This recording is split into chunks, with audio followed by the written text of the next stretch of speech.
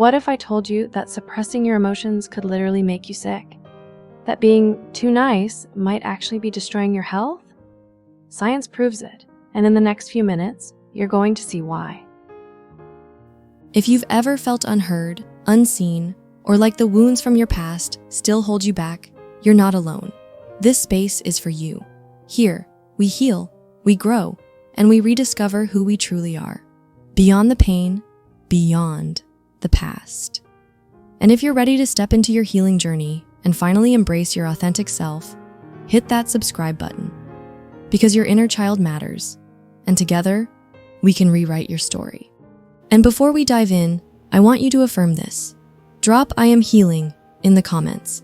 Let's remind ourselves, and each other. Well, belonging is simply a biological, instinctually driven aspect of human life.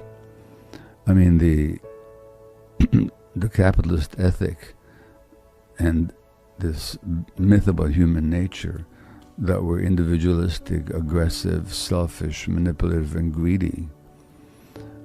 Had that been the case, we never would have evolved as a species. We evolved in species as members of small communities, very much belong together, loyalty to each other. Children were reared in communities where they spent the whole day around adults, and a group moved together. And this is how we lived for millions of years. And so it's part of our nature. We would not have survived otherwise. And until very recently, I mean, a blink of an eye ago, historically speaking, that's how we lived. So not only that, we're wired for attachment. Literally, our brain circuits are wired for attachment, meaning the drive to be close to somebody. Why? Because the human infant, not just the human infant, the mammalian infant in general, just does not survive without that connection where the parent wants to connect with the infant, and the infant is driven to connect with the parent. So that's called attachment. And you see it in all mammals, from wolves to whales to voles to, apes to human beings. And it's a biological drive. So that's indispensable, because the infant is absolutely helpless and vulnerable and dependent and cannot sustain their existence without that connection. Yeah. Having said that, nature also desires us to be individuals. We have to become our own persons, connected to ourselves. And one of the needs of children is to be able to experience all their emotions and to be able to express them. And we're wired for all kinds of emotions, from anger to playfulness to seeking to curiosity to fear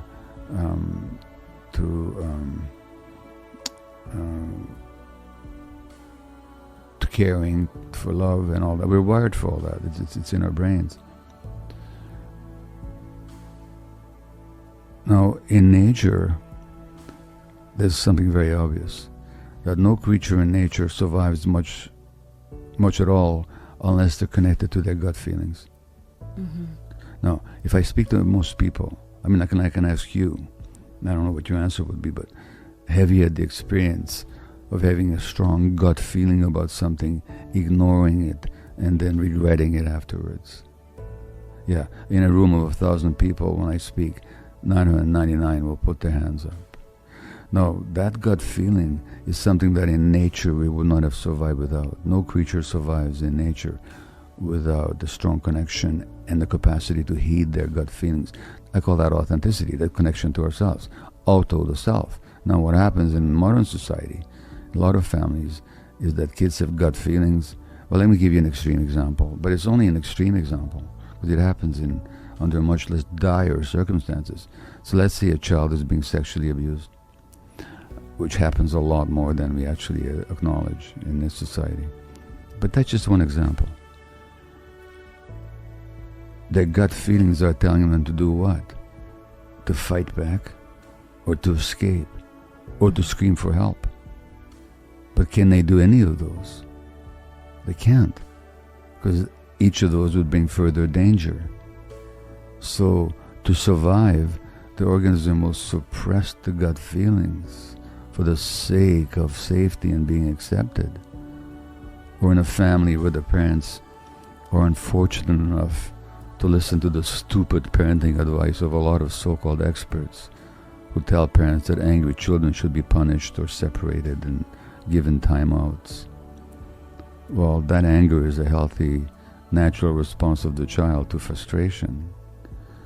If the child gets the message that if I express my anger, I'll not be accepted, I will not have my attachment needs served, then the child will automatically repress their anger, push it down for the sake of being accepted, and that then becomes a lifelong dynamic with dire health consequences. So that there's this tension between what you mentioned, what I call attachment, which is our need to belong, and authenticity, which is the need to stay in touch with ourselves. The video explores how belonging is a fundamental biological instinct essential for human survival, countering the belief that humans are naturally selfish and individualistic. It explains that humans evolved in small, connected communities where attachment and loyalty were crucial. Our brains are wired for attachment, making close relationships vital for emotional well-being. It also highlights the importance of gut feelings, showing how ignoring them often leads to regret, and emphasizing the need for authenticity. Dr. Gabor Maté discusses how modern society disrupts children's natural instincts, impacting their ability to stay true to themselves and maintain a strong sense of belonging. And if you look at, I can tell you a couple of interesting facts. There was a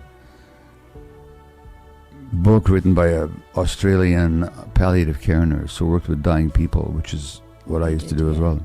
Mm-hmm. And she wrote a book called The Top 5 Regrets of Dying People.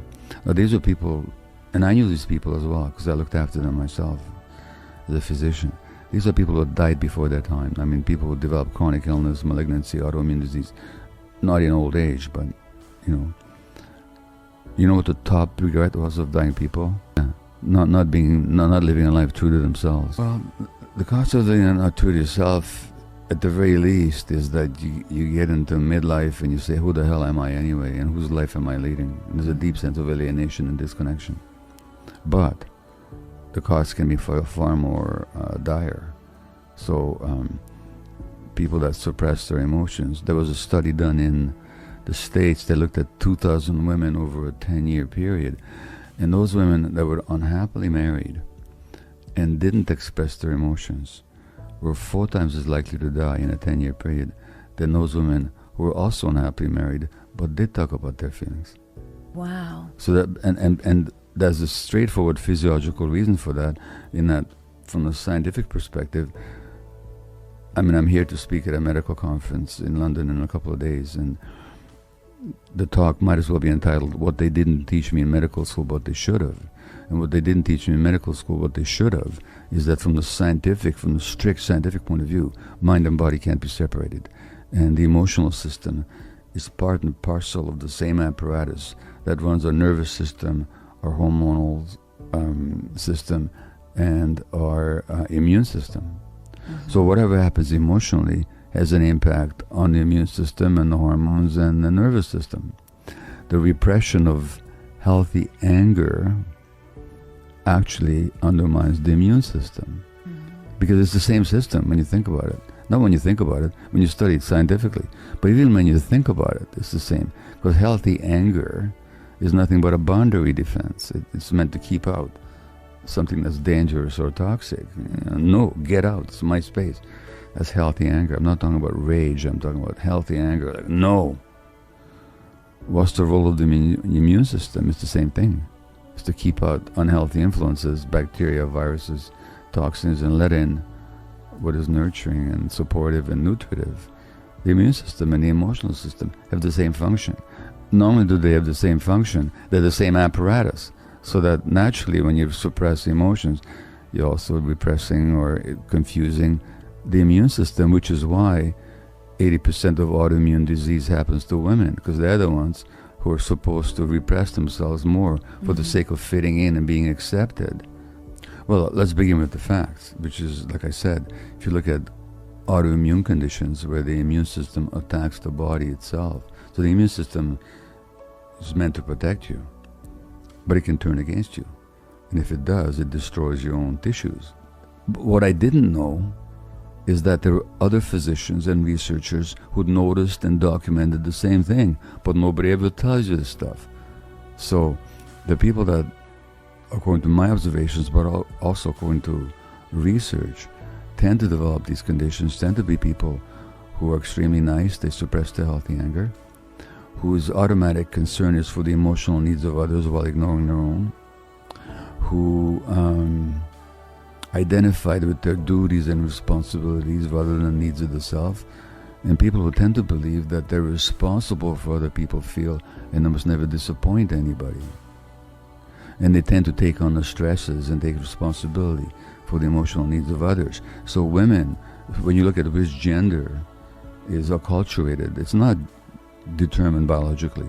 Which gender is acculturated in this society to take on those roles? It's women. And it's very typical in a marriage for a woman to manage the kids, but also have to manage and kind of swallow and absorb the emotional stresses of the spouse. True belonging starts with staying connected to others and to yourself. Listen to your gut, honor your emotions, and live authentically. Your well-being depends on it.